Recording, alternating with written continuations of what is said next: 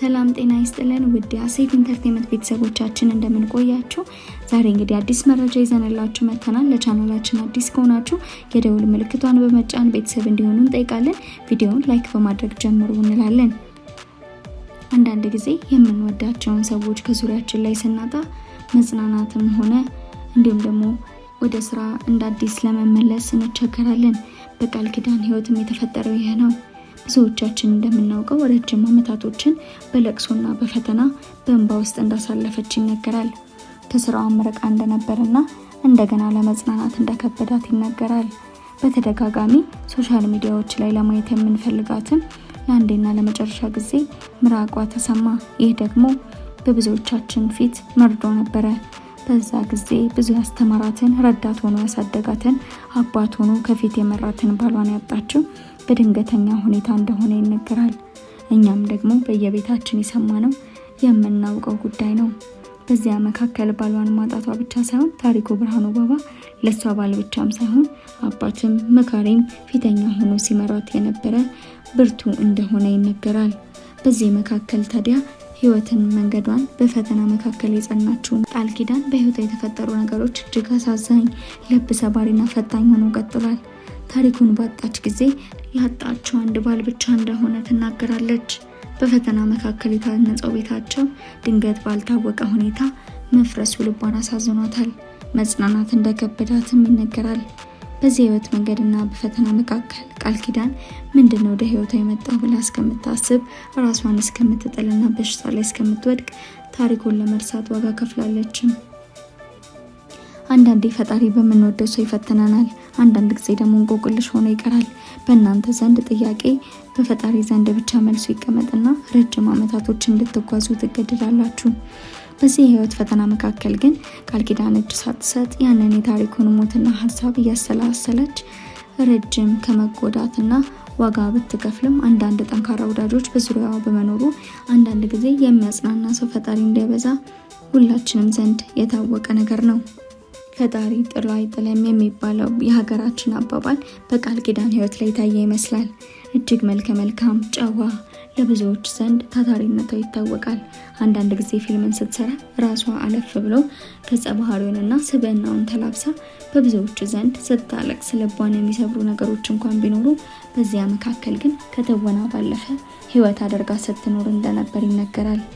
ብዙዎችን ስታጽናና በሚያለቅሱትም አብራ ስታለቅስ ከሚያዝኑት ጋር አብራ ስታዝን ትታያለች። ይህ ደግሞ በብዙዎች ዘንድ እጅግ መነጋገሪያን የፈጠረ በጥበቡ ዙሪያ ላይ ደግሞ ባሉ ሰዎች ላይ እጅግ አስገራሚ ሆኖ የቀጠለ ጉዳይ ነው። በዚያ መካከል ታዲያ ታሪኩ ብርሃኑ ባባ በሁላችንም ዘንድ እጅግ መልከ መልካም፣ ቆንጆ ስብዕና የነበረውና እሷ እጅግ በፈተና የጸና ሰው ሆኖ የቀጠለ እንደሆነ እንዲሁም ደግሞ በመካከላቸው አንድ ቆንጆ ልጅ እንዳፈሩ ቢታወቅም በብዙዎቻችን ዘንድ ልባችንን የረበሸው ነገር በስተመጨረሻ አንዳንድ ህይወት ነው እናያዝነው። ሴት ልጅ ፈተናዋ እጅግ ብዙ ነው። በዚህ ፈተና መካከል ታዲያ የጸና አቋሟ የጠነከረችው ቃል ኪዳን ነገሮችን ለማሸነፍ ብትታገልም አሁን ባለው ሁኔታ ግን ፈጣሪ እጅግ ልቧን እንዲክስና በጎ ሰው መላኩ ይታመናል። በፈተና መካከል ብዙዎቹን ጥሏት በገሰገሰው ሰዓት ዝነኝነቱ እንኳን ያላጽናናት ቃል ኪዳን በዙሪያዋና ባጠገቧ ሲያጽናናና እንደ አባትም እንደ ወንድምም እንደ ታሪኩ ሲያጽናናና አብሯት ሲንቀሳቀስ የነበረ አንድ ወጣት የሆነ ነገር ግን በጥሩ ዓለም ተጽዕኖ ፈጣሪ የነበረ አንድ ሰው ፈጣሪ ወደ ህይወቷ እንደላከ የሚታመን ነገር ነው። በዚህ መካከል ታዲያ በእንባ የታጀበችው መጽናናት የከበዳት ቃል ኪዳን አይዞሽ፣ ከጎንሽ ነኝ፣ ከዚህ በኋላ ብቻሽን አይደለሽም፣ ለአንዴና ለመጨረሻ ጊዜ ባልሽ ቢለይም ነገር ግን ህይወት ይቀጥላልና ሴት ልጅ ነሽ፣ ደጋፊ ያስፈልግሻል እያለ ከጎኗ የነበረ አንድ ጀግና ብርቱ ሰው ፈጣሪ ሰጥቷታል።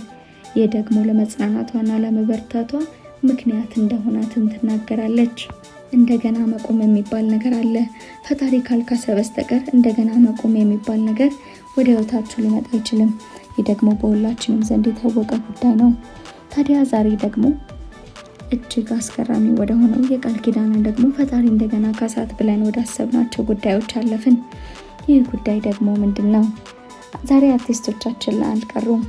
ብዙዎችን እንደ ውሃ እንደ ወንዝ እየጎረፉ ይገኛሉ።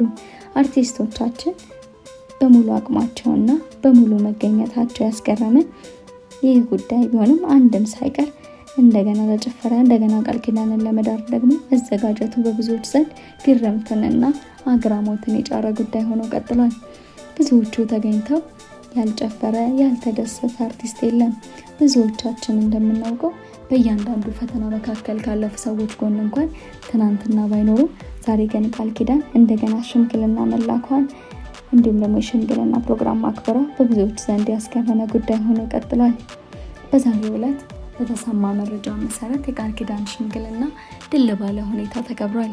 ይህ ደግሞ እጅግ የሚያስገርመው ነገር ምንድነው?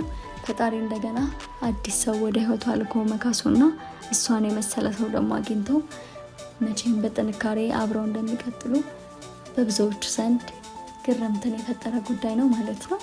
እጅግ የሚያስገርመው ነገር ደግሞ የባሏ ጉዳይ ነው። ባሏ በዚህ ልክ እንኳን እንዲደበቅ የተፈለገበት ሚስጥሩ ብዙዎችን ያስገረም ሆኗል።